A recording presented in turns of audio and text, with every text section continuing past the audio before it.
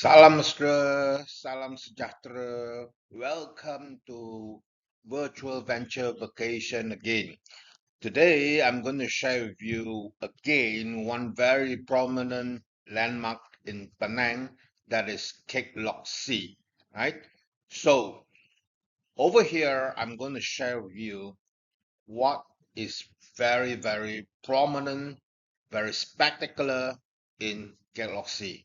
Worthwhile for your visit to this very big monastery in Southeast Asia, right? So this Kek Lok Si is actually located in Aitam, Penang, where the most famous Asam Laksa is located. The operation hours, please take note on this, right? Is from 8:30 in the morning right up to 5:30 in the evening, right? So if you wanted to go to Kek Lok Si, right, you can choose two ways. One is that you drive a car right up to the car park, where at the bottom of the hill there's a very spacious car park.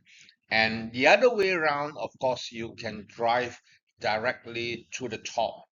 But then, of course, if you are with a bus, then the bus you can't just drive to the top. That means with the bus persiaran, you can only stop at the base of the foothill. Now, this is where the car park at the foothill, where from here you can see the whole scenery of the Kek Lok Si monastery. Now, at the side of this car park is actually a very famous uh, Kek Lok Si temple tortoise pond, where you can see lots of tortoise. Initially, of course, before they actually renovated the whole Kek Lok Si stations, this Kek Lok Si tortoise pond is actually located in the middle of the hill. But then, for better scenery, they have shifted the tortoise pond to the base of the foothill, right?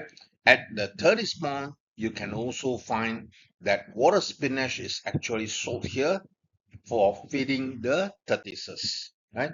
And it's worthwhile for you to go to the tortoise liberation pond because it has this mini waterfall, and also you can see lots of tortoises over there, right? So over here in the middle, you'll find the entrance to the foothill where you can buy the tickets for the incline lift station, right? So you need to purchase the ticket, and the ticket price is actually 16 ringgit. This 16 ringgit is actually for both local Malaysians and also foreigners. And there are actually four stations to go to Kellogg's. See, right? So this is the first station where you can purchase the ticket straight away right up to the top, and you can also purchase vice versa to come back as well, right? So these are the four stations that you can see. The first station, of course, is the car park, and then the second station is actually the Avolo Teshvara Hall, or basically is the Goddess of Mercy. And then the third station is the main prayer hall.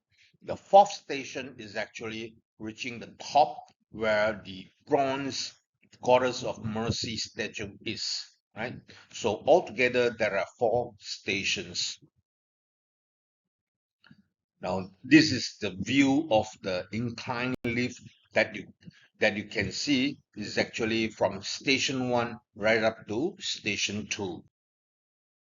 And upon reaching at station 2, that is where the Goddess of Mercy Hall is. And inside this hall, you can take the buggy, All right. From second floor, go up to the third station. And upon reaching the third station, that is where you can see very obviously the landmark or the iconic building that is the pagoda of Kek Lok Si. And at this third level, that you can actually reach the main prayer hall. And then again, from the third station, you proceed to the fourth station by another inclined lift again. And upon reaching the top, this is the view that you're going to see. That is the 12 animal zodiac uh, garden, and also the bronze goddess of mercy or Kuan Yin statue pavilion. Right. So Kek Lok Si is actually in Hokkien. It's meaning Kek Lok means supreme joy. Si is actually temple, and the whole word Kek Lok Si means heavenly temple. The pioneer of this temple is actually Miang Lian. He is the main abbot of the monastery. He has the objective of wanted to make the whole Kek Lok Si as the biggest monastery in Southeast Asia. Now, why he chooses this Ai Hitam Hill? Because one day when Miao Lian saw this Ai Hitam Hill, and he saw that the hill is as if crane which spread out its wing. So Miao Lian felt that this is a very, very good feng shui to build a temple. So he started the project in the year 1890 right up to 1905. And the whole Kek Lok Si area covers 10 acres of land, and it uses up 180,000 straight dollars. During the time, it's actually a very, very enormous, huge of a sum. That's the reason why there are actually 5 Hakka tycoons who donated a lot of the money, and one of them, of course, is the most famous ones, Chong Fat Si, the Blue Mansion owner, right? So over here, right, once you reach the second floor, I'm going to explain to you from the station right up to station, what are you going to see from here on. So once you reach the second station, actually by foot itself, without using the buggy, you can, yeah, you can actually walk along, and you can see very, very good view, very good scenery all the way from this part right up to the hilltop. Okay, so over here, once you reach the second station, this is where you can see the 7-tier pagoda and also a circular pavilion where the Buddha is there. So as you walk along and you climb slightly the staircases, right? So you will reach the another part of Kek Lok Si, that is where the 3-tier pagoda is, right? So in this 3-tier pagoda, you will see a 4-face Buddha. Actually, of course, the 4-face Buddha is a very, very famous Buddha in Thailand, right? So the whole area is actually crowded with Buddha statues everywhere, right? So that's why it's also known as the 10,000 Buddhas.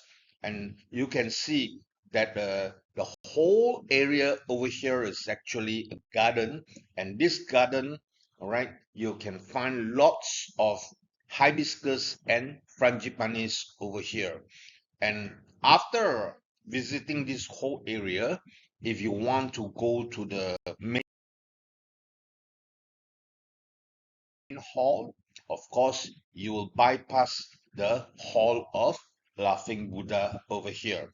And at the sides of the Laughing Buddha, you'll find the four heavenly kings act as the guardians of the whole temple over here, right? So this is the main prayer hall where you will find the three main Buddhas are there. Actually, in the middle is the Gautama Buddha, that is the current or the present Buddha.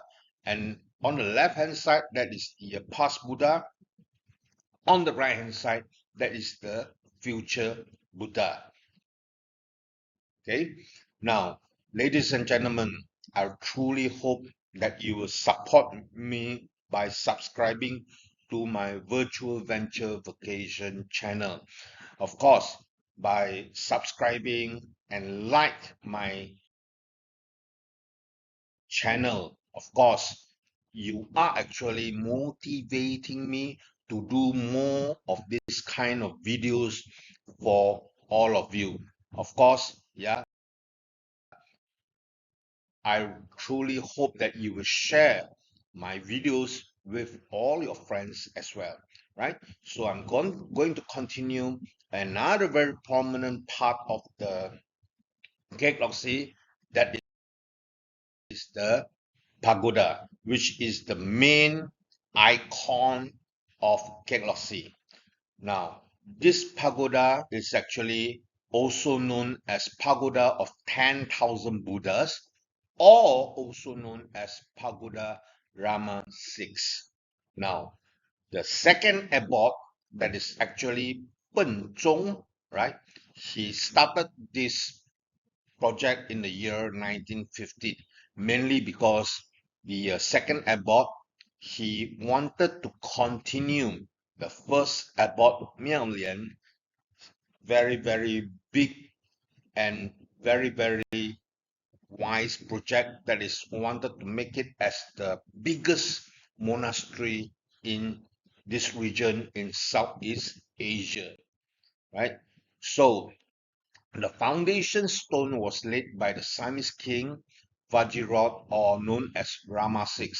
And that's the reason why this pagoda is also known as Pagoda Rama VI. There are actually three different architecture designs at this pagoda over here. At the base is actually the Chinese design, where it has two stories over here. And this base over here, if you look at it, is actually in octagonal shape. Octagonal shape is actually where it has 8 corners. Well, of course, the Chinese love 8, where the Chinese always relates 8 to bring luck. That's the reason why it's also known as the octagonal base over here. Then, as we continue to the top, that is the central part. In the middle is the Thailand design. Now, on the exterior part, it looks like as if it has 4 stories, but in actual fact, internally, the interior part of it, it has only 2 stories. And this is where you can find the architecture is actually very similar to the Thailand architecture over here, right? Now, this is where you can see very clearly, right? Where exteriorly there are 4 stories or 4 floors, but then in real fact, internally, there are actually 2 stories only. Then, of course, on the top part, is the Burmese design. And again, right, this Burmese design internally it actually has two stories, but exterior it looks as if that it has three stories over here, right? So over here you can see the Burmese design is actually topped with a shady or a crown, whereby at the pinnacle of it, it has two bells attached to it. So in actual fact, exteriorly looks like three stories, but then it has actually one false story, right? So if you look at the Burmese temple, it looks like a shady, where it's actually the architectural design looks like a bell, where it is right on top of the pagoda, right? So to enter this Rama VI Pagoda, you need to pay for entrance fees, whereby 2 ringgit for adults, 1 ringgit for children. And then as you proceed, you will reach to the top of the hill. That is the latest project. That is where you find the bronze Guan Yin statue located. Now, this is a very prominent bronze Guan Yin statue or Goddess of Mercy, where you can really see from far away, right? So this Guan Yin bronze statue was actually started the project in year 2002, and it is 99 feet altogether. And it was completed in year 2009. And once it's completed, it has a roof covered pavilion, which is 200 feet tall, three-tiered, with 16 columns surrounding the bronze Guan Yin statue. Right. So by the side of this Guan Yin pavilion, you'll find this 12 Chinese zodiac garden very beautifully. Lots of the people will go to this garden for photography as well, besides the Guan Yin, of course, right? So over here, you'll find very beautiful handcrafted stones, the 12 Chinese zodiac animals. And then you will see the another Guan Yin temple, and this time around, this is the Thousand Hands Guan Yin temple. This is what you are going to see in the interior of the temple. And besides this temple, you'll find a koi fish pond as well with a pavilion.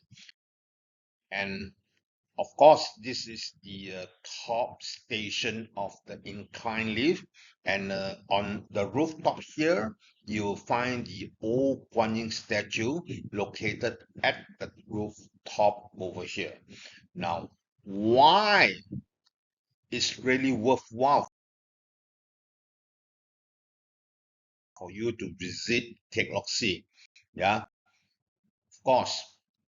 The very main reason is that this is the biggest Buddhist monastery in Southeast Asia. Then, of course, when you are actually in the incline lift, or when you are on this galaxy, you are actually already on the hilltop. And because you are at the hilltop, you will have a very spectacular Georgetown view from the pagoda. And then, of course, if, of course, you may learn or understand more about Buddhism, and finally, of course, you can see very fantastic very intricately done craftsmanship by those people building the whole Kek Lok Si. Ladies and gentlemen, I hope you have enjoyed and learned from this video. Terima kasih.